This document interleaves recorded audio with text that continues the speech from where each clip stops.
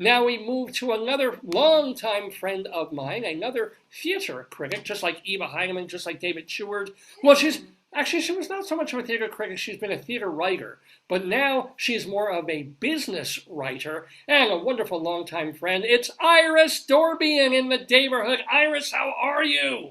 Hi, how are you? Happy New Year. Happy almost, we got another almost a little over an hour, but happy almost New Year. Happy Hanukkah to you, by the Oh, way. yes. Yeah, happy Hanukkah. Wow. Yeah, Yeah, that this year it coincided with Christmas. My God, a and sometimes milestone. those things happen. So, how was your 2024, Iris? It was actually pretty good. I mean, there were some lows. I did get COVID for the first time. How bad? Was it a cold or was it like worse? Was it ugh? Actually, the first day was bad. I had debilitating fatigue and it was terrible. But then afterwards, it kind of morphed into a very mild cold. Oh, But okay. I, I Yeah. you know, I but mean, still, it wasn't pleasant. I don't want to revisit the experience. no. At some point, we all will. But so, what's the experience that you would revisit from 2024? Did you travel? You travel so much. Yes, I did. I went to Prague and Budapest. Is Um, in, Prague the most beautiful city ever? I it's used to think so. beautiful. It's Mm. it's gorgeous. It's like a picture postcard. I mean, it's up there with Madrid and Paris in terms of beauty. The only thing is that when I went to Prague, it was like mid to late March, and it was a little cold there. And at one point, one of those days I was there, it was raining, and it was just and so it that kind of took away the enjoyment. Although and I did love it.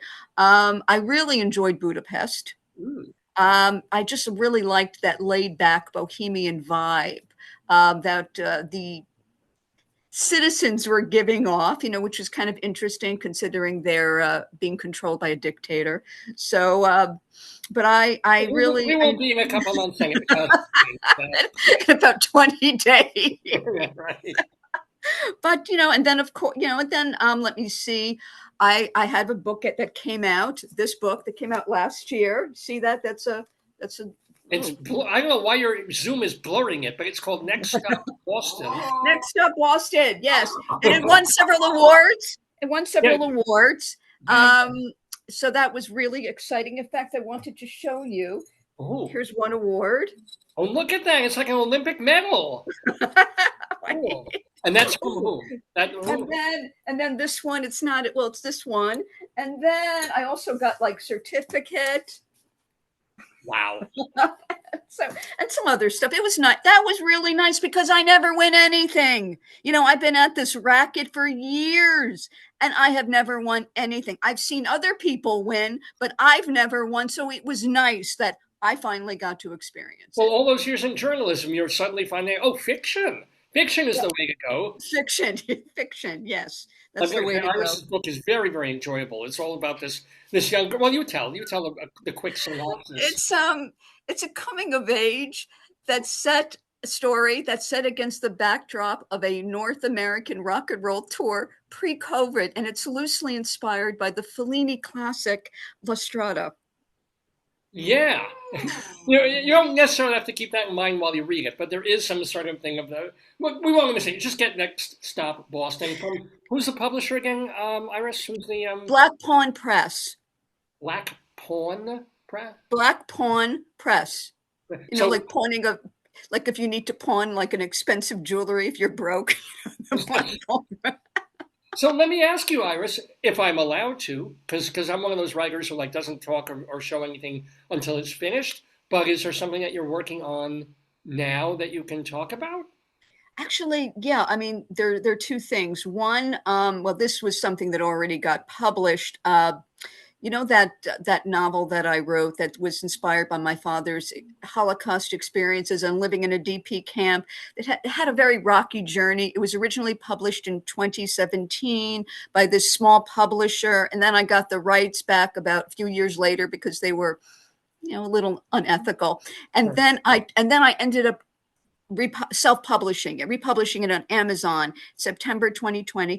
Well, it's going to be republished in its third edition, repackaged with a nice professional looking cover, and it's picked up by a nice publisher, actually the publisher of my YA novel, Sentenced to Shakespeare, Sunbury Press. It's going to be probably published like later in the spring. So I updated the preface to include little things that are very significant in modern Jewish history, particularly history of anti-Semitism. So that's in there. Well, and there's no more anti-Semitism now. I mean, at least that. Yeah. But I just finished. This was yesterday. The very rough first draft of a new manuscript. Can you tell us anything yet? Can you, I mean, since you put the end on it, can you just give us a one-line elevator pitch on it? Well, it definitely, okay. Well, God, I don't know if I could give it like even a pitch. It's, I'll tell you like the little bit of the story. It's also about another rock star, but unlike the one in Next Stop Boston, this person is actually legendary and very, very successful. He's at the pinnacle of his profession. Whereas Des and Next Stop Boston, could only wish to be at this guy's level of Des success. lost. I mean, Des, I've read the book, so I know that in Next Stop Boston, he had been at the pinnacle. Yes, he did. He did. Substances, but this character is an icon. It's kind of, okay, he's a figure that's inspired by John Lennon. And who was, one of my heroes. I love the Beatles. And I just play with this precept. What would have happened to somebody like this character if he escaped that assassination attempt? If he escaped an assassination attempt, what would have followed? And of course, I fictionalize it, but the character is inspired by John Lennon. And there are parallels between this character's life and John Lennon's own life, although I don't think he's as dark as the real John Lennon. And I do incorporate my crazy, twisted, warped sense of humor. Yes. And his wife, she's not really inspired by Yoko Ono. She's more inspired by Meghan Markle. Oh, wow. Interesting. And do you have a title on the book yet? Because we've got to move to our next. Right now I'm playing with titles, and I have one title I was playing with is just something called "Tomorrow Always Knows," which is kind of a riff on a real life Beatles song. Tomorrow never knows, and this is "Tomorrow Always Knows." So it probably will go through many different changes. So. Well, we can't wait to read that. We can't wait to read Next Stop Boston, not to mention Sentenced to Shakespeare. And No. An Epiphany in Lilacs. Epiphany in Lilacs, the third edition is coming out. That one's coming out too, but also if you want to get Sentenced to Shakespeare. Yes, absolutely. Well, IRIS DORBIAN, sounds like you've had a pretty fabulous 2024. I only wish that 2025 is even better for you. Happy American Rosh Hashanah to you. Thank you.